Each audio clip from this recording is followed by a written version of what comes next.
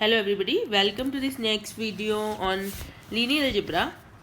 So we are doing so many things and we are at the end of this chapter about vector spaces, dimension and basis of the vector spaces. There will be one or two more videos and then we are done with this chapter, and then we'll start the next chapter, that is linear transformations. Okay, but this last part is quite important. So here in this video we are targeting on a theorem which says that every linearly independent subset of a vector space can be extended to a basis, right? So just instead of just looking at the statements of the theorem, you should understand what exactly we are doing. So here is the situation that you have a vector space. Suppose you have this vector space which I have just painted as blue. This is your vector space. Let me just paint it. Okay, and now you see what was the aim of finding the basis or span. So we were trying to find out, because this vector space is quite large.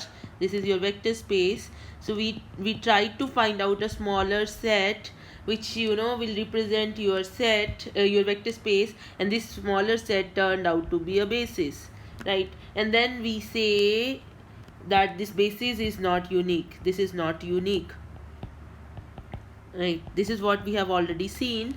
Now it turns out that if you have a linearly, you don't have a basis but you have a linearly independent set, a smaller set, a linearly independent set, a linearly independent set. Okay, and suppose this basis has n elements. Suppose it has 5 elements, then your vector space is 5-dimensional. This we know. This is what we mean by dimension of the vector space, the number of elements in the basis. Fine. Now suppose you have a linearly independent set and it has 2 elements, or you have another linearly independent set having 1 element, or you have another linearly independent set having 4 elements, right? So it turns out that every linearly independent set having 2 elements or 1 element or 4 elements or 3 elements, right, can be extended. You can make a bigger set from this 2 elements. You can add, you already have 2 elements, you can add 3 more elements to make 5 linearly independent elements, which will be a basis, right? Similarly here you will generate another basis, and similarly from here you will generate another basis. So this is the crux of this theorem. This theorem says that if you start with any linearly independent subset of a vector space V, then you can extend it to a basis, right? And obviously this leads to that there are infinitely many bases for a vector space.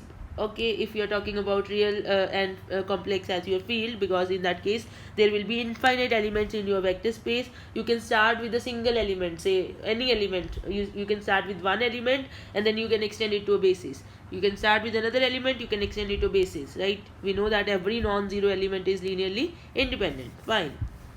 Okay, so let us prove this theorem. So let me write down the statement of the theorem first, then we will prove it. The statement is, let the set V1, V2, Vk be a linearly independent subset of an n-dimensional vector space V. So you have an n-dimensional vector space V, and in that n-dimensional vector space V you have this set of k elements, right? Then we can find vectors, then we can always find vectors Vk plus 1, Vk plus 2 and Vn such that the set V1, V2, Vk, which you already had these elements, then you added Vk plus 1, Vk plus 2, Vn, right, is a basis for V.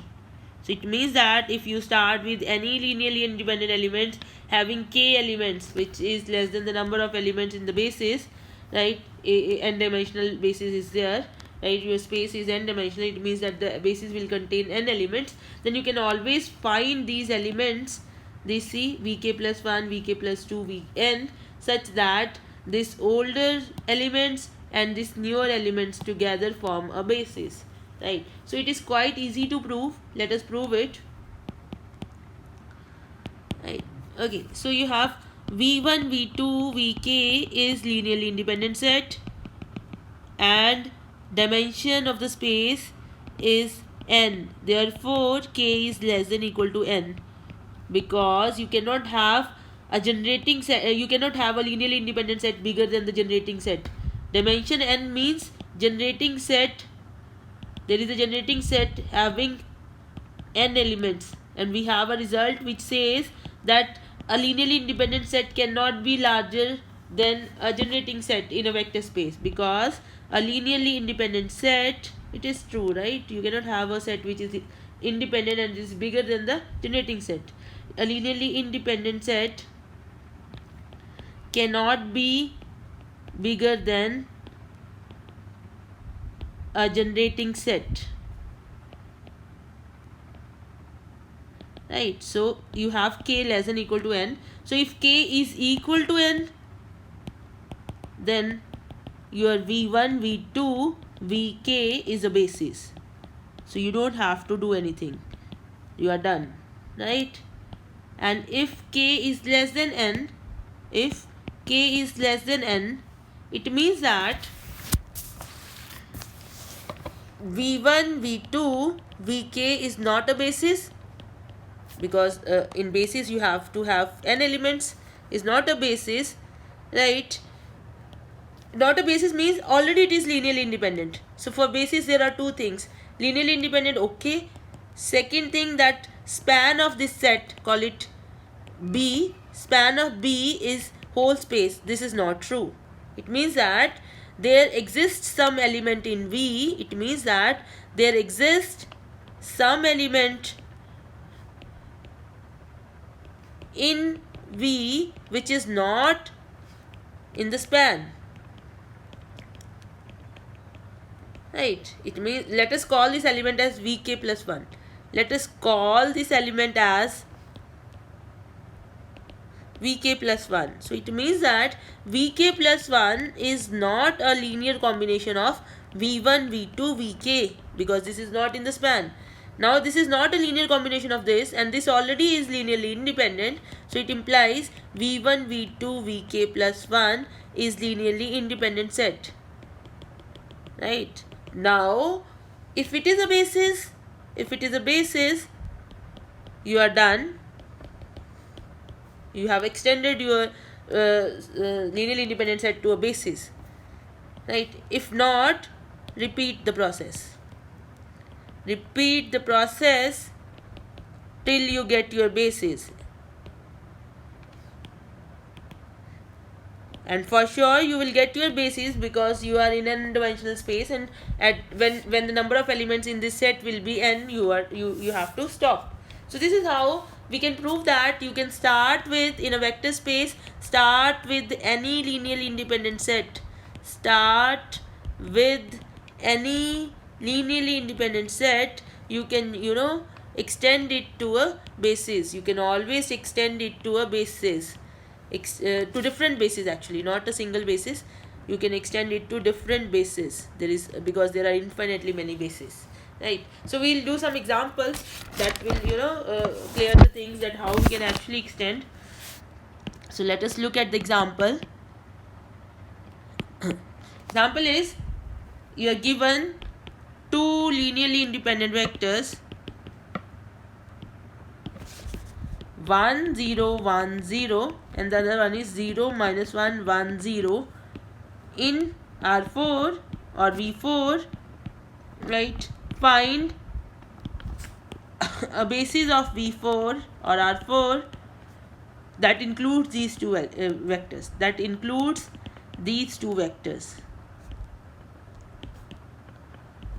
right? So you look at the situation. The situation is that you have a vector space, and you have inside this vector space you have these two elements. This is 1 0 1 0, and then 0 minus 1 1 0, and you are looking for a basis. Now because you are in R4, dimension of R4 is 4, dimension equal to 4. It means that you want to add two more elements. You have to add two more elements, such that these 4 elements together forms the basis for your space. Fine, that is what you want to do.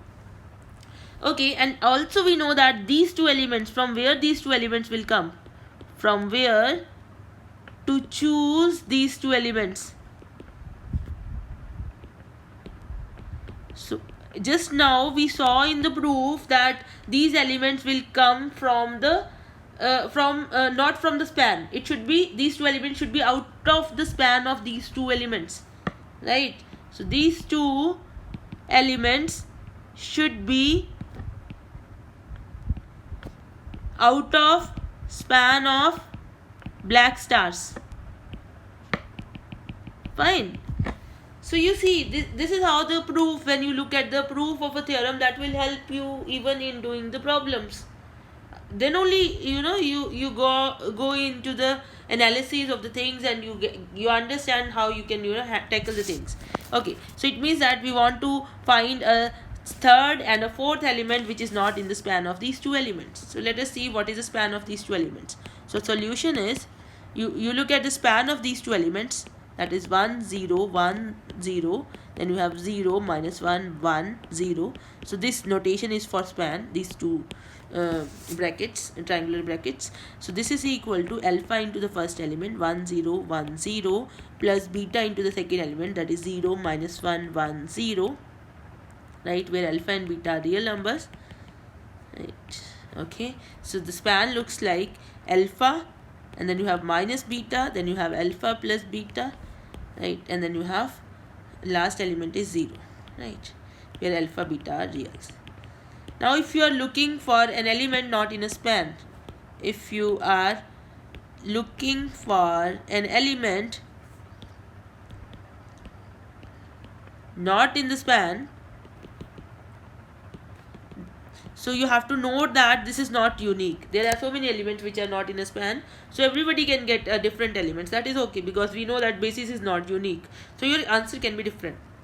So one way, what I am doing here is, I can see that in this span the last element is 0, right? So if I took an element where the last element is not 0, let us take the simplest one. You can take 1 here also.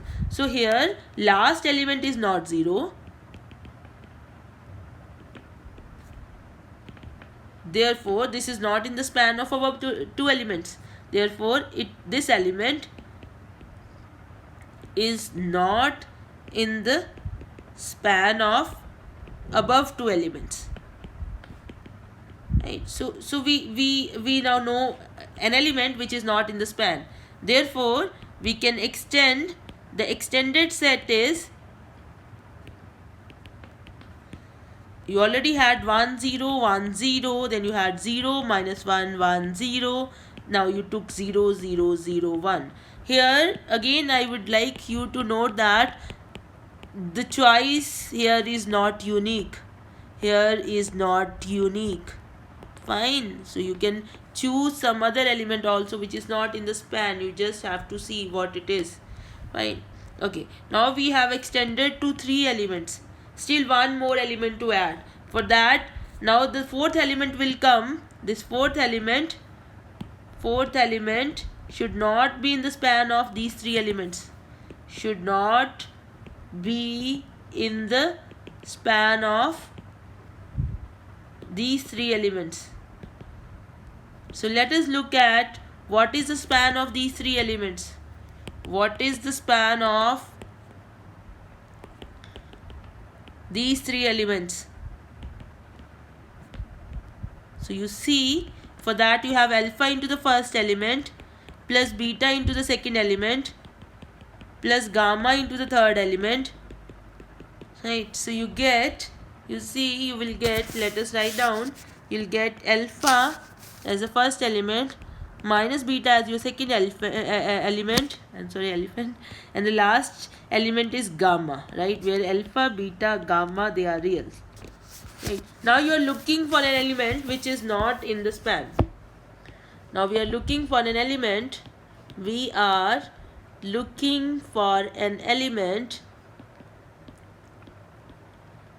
is not in the span. Fine. So you can see here that if I take here the thing is that this, if you have alpha here, beta here, it should be alpha plus beta.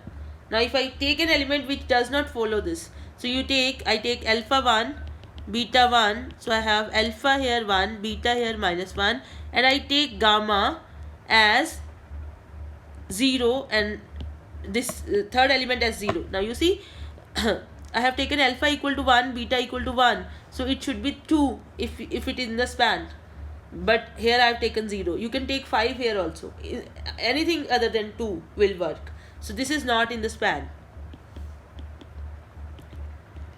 Again, this is not unique, choice is not unique, right? Therefore the extended set is, already you had 1 0 1 0, then you had 0 minus 1 1 0, then you had 0 0 0 1, then you have this element 1 minus 1 0 0.